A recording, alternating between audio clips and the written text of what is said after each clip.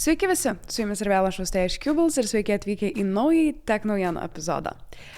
Grįžtam po truputį su Tech naujienom, galbūt dažnesnėm, jeigu pavyks, jeigu žiūrėsit. Jeigu nematėt pirmos šių metų, o gal dar ne visai šių metų buvo, bet po ilgo tarpo darėme su Oskaru Tech naujienas. Jeigu dar nematėt, keliaukite į mūsų kanalą. Ten apžvelgiam realiai visas didžiausias praeitų metų Tech naujienas ir jas išreitingavom. Darėm tier listą, žodžiu. Tai keliaukit pažiūrėti tenais, jeigu to video dar nematėt, o dabar galim pradėti su šviežiom naujienom. Apple akcijos patyrė didžiausią vienos dienos kritimą nuo praėjusių metų balandžio. Jų vertė smuko apie 5%, o rinkos kapitalizacija sumažėjo maždaug 200 milijardų JAV dolerių. Investuotojų reakcija išprovokavo dvi pagrindinės priežastis. Pirma, vėluojantis dirbtinio intelekto atnaujinimas Siriui bei reguliaciniai klausimai susijęs su Apple News. Didžiausia nerima rinkai sukėlė žinia, kad naujos kartos Siri, kurie yra pažadėję, su pažangesniu dirbtiniu intelektu diegimas gali būti nukeltas dar vėliau nei pradžiai tikėtasi. Investuotojai tikėjosi, kad atnaujintas Siri taps svarbiu Apple konkurenciniu pranašumu dirbtinio intelekto lenktynėse, ypač stiprėjant konkurencijai iš kitų technologijų milžinių. Bet kokie vėlavimai šioje srityje kelia abejonių dėl kompanijos gebėjimo greitai integruoti pažangiausias AI technologijas į savo ekosistemą. Papildomą spaudimą sukėlė ir galimas JAV reguliuotojų dėmesys. Federal Trade Commission arba FTC domisi, ar Apple News turinio atrankos algoritmai nėra šališki ir nepažeidžia konkurencijos principų. Non-compete. Apple vadovas Tim Cookas anksčiau yra pabrėžęs, kad dirbtinis intelektas taps viena svarbiausių kompanijos strateginių krypčių artimiausiais metais. Tačiau investuotojai tikisi ne tik pažadų, bet ir aiškių terminų bei realių produktų.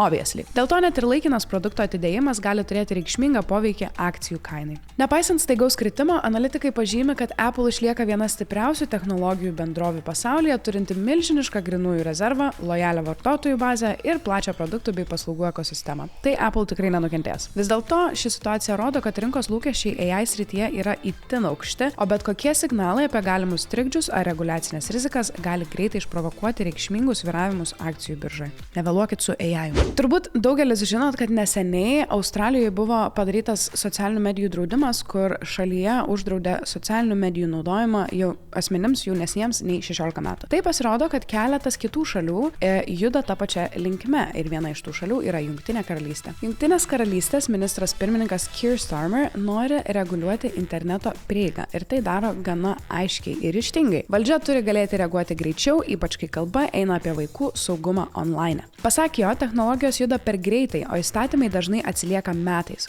Todėl siūloma sistema, kuri leistų po viešų konsultacijų naujas taisyklės įvesti per kelis mėnesius, o nelaukti ilgo parlamentinio proceso. Kitaip tariant, mažiau biurokratijos, daugiau greičio. Didžiausias dėmesys skiriamas vaikams. Svarstoma net galimybė riboti ar griežčiau kontroliuoti socialinių tinklų naudojimą nepilnamečiams. Taip pat kalbama apie tai, kad platformos negalėtų tiesiog nusiplauti rankų, jos turėtų aktyviau užtikrinti, kad jų turinys nekenkia jaunimui. Kita tema tam pačiam klausime - dirbtinio intelekto įrankiai. Kai kurios AI programos iki šiol nepateko į esamų interneto saugumo įstatymų rėmus. Vyriausybė nori užpildyti šią spragą, kad ir AI platformos būtų atsakingos už tai, koks turinys generuojamas ar platinamas. Taip pat svarstomi dalykai kaip VPN naudojimo ribojimai, kad vaikai negalėtų apeiti amžiaus filtrų, ar tam tikrų doom scroll tipo funkcijų kontrolė, kurios skatina begalinį naršymą ir gali turėti neigiamą poveikį psichologiniai sveikatai. Žinoma, kritikai jau kelia klausimus, ar tai nepakenks suaugusiųjų privatumui, ar tai nebus per didelė valstybės kontrolė internete. Kai kurie taip pat išvelgia galimą įtampą su JAV dėl žodžio laisvės klausimų. Trumpai tariant, Starmerio planas paprastas. Jei internetas daro realų poveikį vaikų gyvenimui, valstybė turi turėti realias ir greitas priemonės jį reguliuoti. Dabar klausimas tik vienas. Kur bus nubrėžta riba tarp saugumo ir laisvės? Aš tai nežinau kaip jūs, bet aš iš tikrųjų,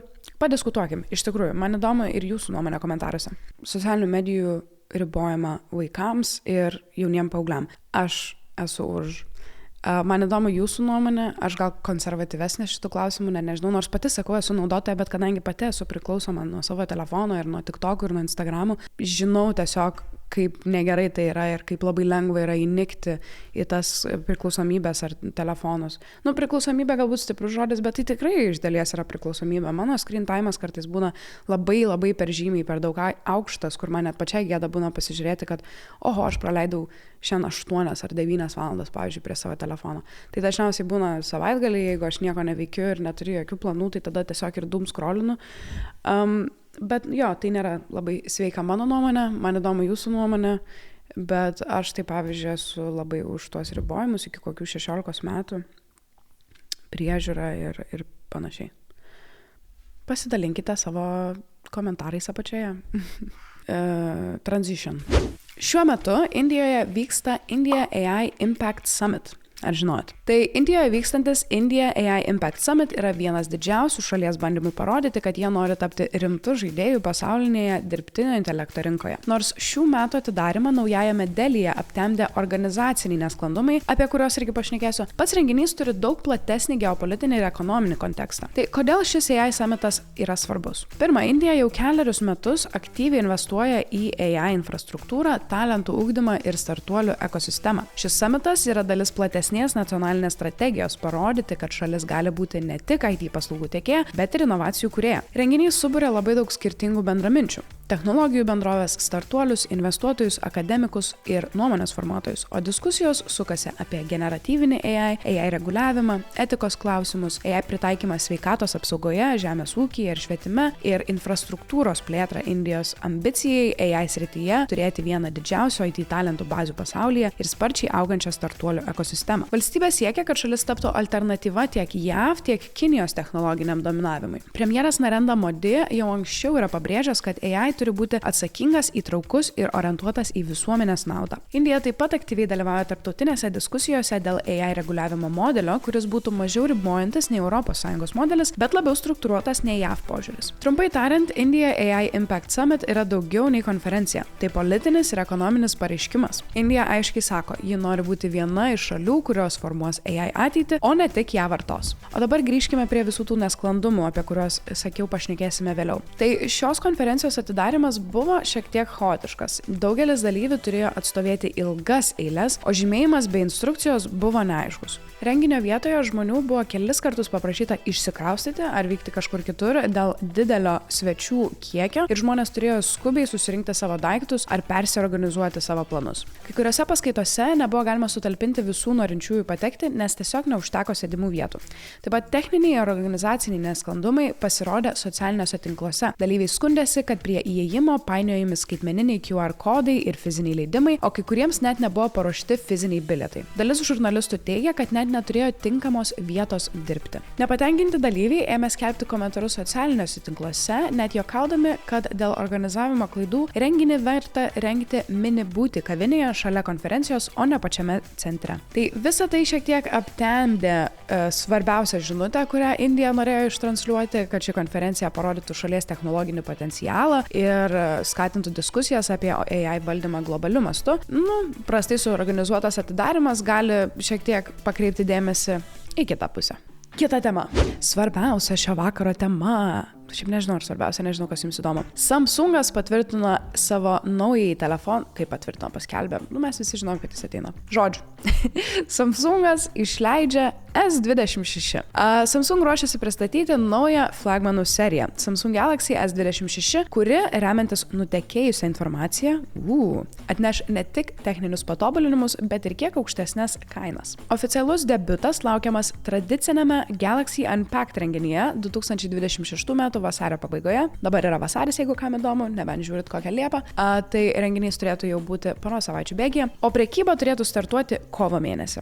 Kainos aukštesnės, bet su daugiau atminties. Pagal pasirodžiusius duomenis, bazinis Galaxy S26 modelis Europoje gali kainuoti apie 999 eurus ir startuoti jau su 256 GB vidinės atminties. S26 Plus versija galėtų kainuoti apie 1200–1400 eurų, o S26 Ultra nuo maždaug 1300 eurų ir daugiau priklausomai nuo atminties pasirinkimo. Svarbus pokytis. Atsisakoma 128 GB versijos, todėl net bazinis modelis siūlys daugiau vietos duomenims. Tai gali būti viena priežasčių, kodėl pradinė kaina išlieka aukšta. Galaxy S26 serija išlaikys minimalistinį Samsung dizainą, tačiau tikimasi subtilių patobulinimų. Standartinis modelis turėtų turėti apie 6,3 colio LTPO, aš nežinau, ką tai reiškia irgi, AMOLED ekraną su 120 Hz atnaujinimo dažniu. Brangesni modeliai, didesnius ekranus ir pažangesnės paneles. Visuose modeliuose tikimasi naujos kartos Snapdragon procesoriaus. Kai kuriuose regionuose galimas ir Exynos variantas. Tai turėtų užtikrinti didesnį našumą ir geresnį energijos efektyvumą. RAM atmintis, kaip skelbiama, prasidės nuo 12 GB, o Ultra versija gali pasiūlyti net iki 1 TB saugyklos. Didelis dėmesys skiriamas dirbtiniam intelektui, tiek fotografijoje, tiek sistemos optimizavime. Ultra modelis, kaip ir ankstesnė karta, gali turėti 200 megapikselių pagrindinę kamerą su pažangiomis AI vaizdo apdorojimo funkcijomis. Telefonai turėtų veikti su naujausia Android versija ir atnaujinta One UI sąsaja. Samsung pastaraisiais metais išsiskyrė ilgų programinės įrangos palaikymu, tad tikėtina, jog ir ši serija gaus 4 metus OS bei saugumo atnaujinimų. Pirmoji informacija rodo, kad Samsung Galaxy S26 bus labiau nuoseklus patobulinimas nei kažkokia radikali naujovė. Didesnė bazinė atmintis, galingesnis procesorius ir stipresnės AI funkcijos. Tai yra pagrindiniai šio naujojo telefono akcentai. Vis dėlto galutiniai atsakymai paaiškės tik po oficialaus pristatymo. Tai iki tol belieka tik spėlioti. Tai tiek tų naujienų šios savaitės Tech naujienų epizode. Labai ačiū, kad mane žiūrėjot. Man labai yra malonu grįžti ir keista vėl vienai būti prieš kamerą. Dar dabar beje esu ir ofise viena šiandien filmuoju, kadangi filmuoju vasario 16-ąją, tai nenorėjau kolegų tempti darbą, bet tai man buvo patogesnė diena. Noriu pasveikinti visus su valstybinė švente, sveikinu su laisve. Oi, my god, aš pamiršau, ką užsidėt, palaukit sekundę. Čia dar turėčiau persirišti. Bet jau nesvarbu, pamiršau. Sakiau, atributą turėsiu filmavimui, nors videkas tai išeis tikrai vėliau nei vasario 16. Bet jau kadangi filmuoju šitą dieną, tai labai norėjau užsidėti Lietuvos vėliavėlę ir visiškai pamiršau, o ne? Bet žodžiu, sveikinu visus su valstybinė švente, sveikinu su mūsų laisvė, pasidžiaugime, kad esame laisvi. Aš tai labai džiaugiuosi mūsų brangia lietuvėlė ir jos laisvė. Jo, bandysim padažninti šiek tiek šitus epizodus, grįšiu į kameras galbūt dažniau. Man visą laiką labai smagu yra kalbėti su jumis, taip ir kalbu ir su jumis per kamerą, jūsų net nematau, bet smagu matyti jūsų komentarus, jūsų žinutes, jūsų laikus ir atsiliepimus ir panašiai. Turbūt tiek šiandien, nežinau, nenoriu užsijapinti. Ačiū labai dar kartą, kad žiūrėjot, nepamirškit mūsų pasiekti socialinėse tinkluose, tai yra Instagramas, Facebookas, TikTokas, LinkedInas.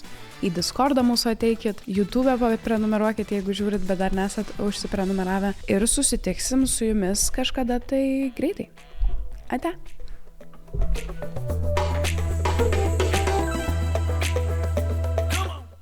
Gerai.